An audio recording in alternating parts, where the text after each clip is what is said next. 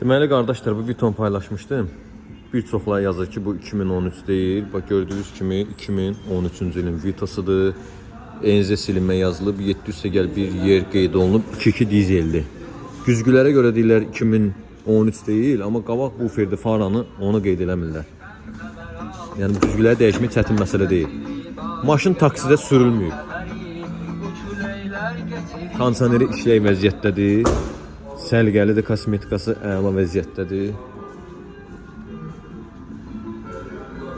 Maşında göz qabağında.